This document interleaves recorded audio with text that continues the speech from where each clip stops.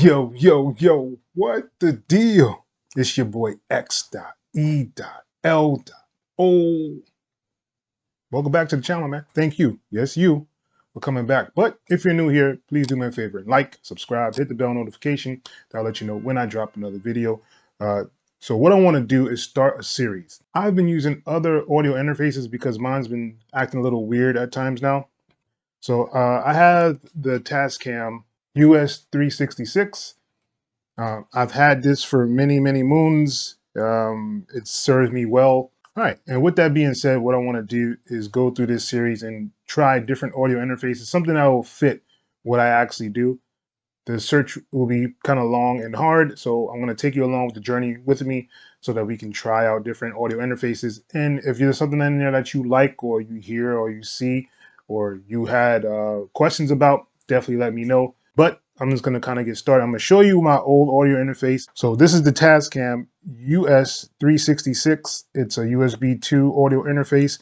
I loved my big knob. It was amazing, using this. You have your option here to pull up your mixer panel. You have your voltage, 48 voltage here. You can switch it on and off. You have your mic line and a guitar. Here's your inputs for your lines. Here is your monitor mix, so you can do it toward the left would be just the microphone, toward the right would be just like your computer, right? And here is your headphone volume.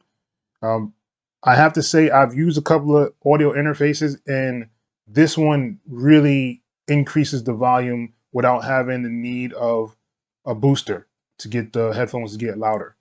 I've really, really enjoyed that about this audio interface.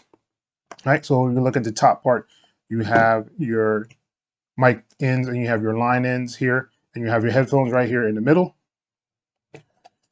On the back, you have an option to like use a remote control to actually control the interface. You have your line outs, you have your line in over here, and you have another like digital outs over here as well, and your USB connection is there. And if you turn it upside down, which is a key feature why I actually purchased this, you have a digital in, and you can use your optical or the coax cables. You have a line in and out, so you can do an input or output, so you can make the outputs inputs and the inputs outputs. That's what really drove me to actually get this this piece right here. And of course, you have your modes for multi-track, or if you're just doing a stereo mix. And now that that's out of the way, I want to talk about this Komplete Audio 6. This is the interface I have here in front of me. So looking at it from the top view, it's a very, very shiny interface. It has a big knob on here, which is the option that I do like. Now, if you look at the front of it, you have one of the newer inputs. So you can actually use the mic line or a regular line in for the input in here. You have your volume here. You have the line in or instrument little toggle here as well. You have another line in. Your gain knobs here. You have a mono and a stereo option, so you can listen to it through mono or stereo. Here is your 48 volts. So if you push that button in, you can use your 48 volts. And you have your input and your host. So this here is for like your inputs, or if you're going to the computer, it should make it louder going into the computer, which it actually doesn't. And I'm kind of let down with that little option there. So you have other inputs. So you have a 1 and 2, which is these 1 and 2, and the 3 and 4 is actually on the other side of this device. And here are your headphone volume controls. And you have 2 headphones, which is really, really cool. I do like the option that you do have 2 headphone options on here. And if you look at the back, you have your USB-N, which is a regular USB. I would rather it be a USB-C, but it's neither here nor there. You have your MIDI in and out. You have your optical ins. You have your optical outs 3 and 4, so you can have multiple sets of outs for your speakers. And you have your 1 and 2 outs here.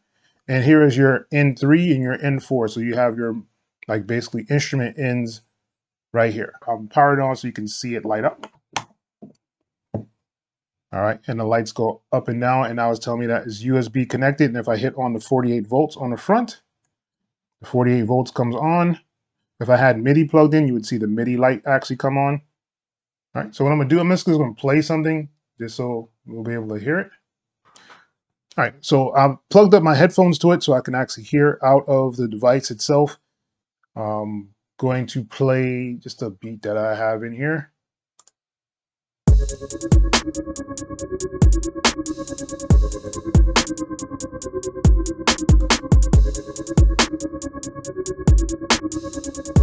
And as you can see, the meter is actually moving on the device, which is a good thing. All right, so all in all, it's actually a really nice device. There's some things that I really don't like about it. One of the things is like the volume controls are really close to each other. So I usually have it posted up on a little section, but it's kind of hard to turn at times when you want to try to raise your volume up. Or if you have your mic plugged in and you're trying to raise the volume for the mic, it's really hard to hit these little knobs to get it to turn up the volume. That's just one of the, one of the little quirks that I don't necessarily like about this audio interface. I don't like the shininess about it because it leaves fingerprints on there. So my fingerprints are like all over this thing. It's bananas. And the other thing is that it's not as loud as my US-366. Like even if I turn up to the computer volume part, it doesn't go higher. It doesn't go louder than if I have it halfway. So I'm not sure why it does that, but I can't get the full volume out of it. But let's actually do a test and see how it sounds over the microphone. All right, so I do have the Komplete Audio 6 set up inside of Cakewalk. I actually got the mic working now, so it should be pretty good to go. If I hit on the monitoring, you should be able to hear it. All right, and this is with the monitoring on. There's a slight delay. It's pretty small. I mean, I can hear myself echo a little bit, but it's not anything that's going to completely distract me and take me out of what I want to do. Let me turn down the mic some. Check. Check. Mic check. All right, I think that should be pretty good right there. So let's just try to record something in and we'll go from there.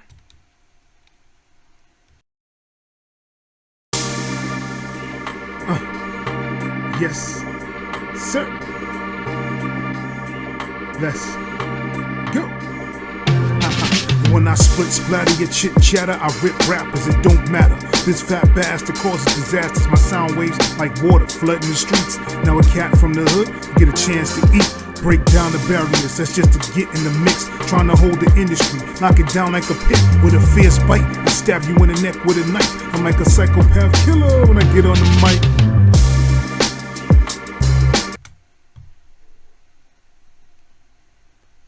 All right, and I think it sounds pretty good. Let's hear it back with the actual audio. This is a clean audio. There's no effects on here. There's no compressors, anything like that. This is straight up what the mic is capturing into the Komplete Audio 6 into Cakewalk. Yes, sir. Let's go. When I split splatter your chit chatter, I rip rappers, it don't matter. This fat bastard causes disasters. My sound waves like water flooding the streets. Now a cat from the hood get a chance to eat. Break down the barriers, that's just to get in the mix. Trying to hold the industry, knock it down like a pit with a fierce bite. I stab you in the neck with a knife. I'm like a psychopath killer when I get on the mic.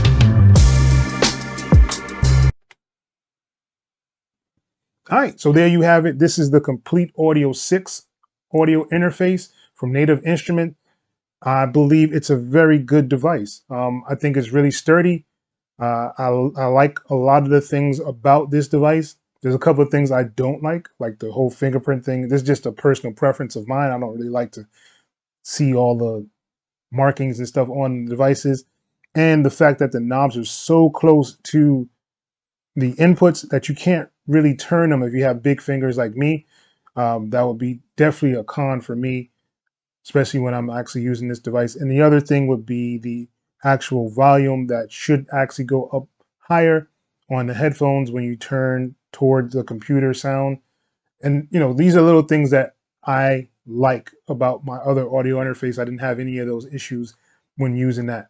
But other than that, there's been no clicks, no pops, no change when I'm changing other programs or devices.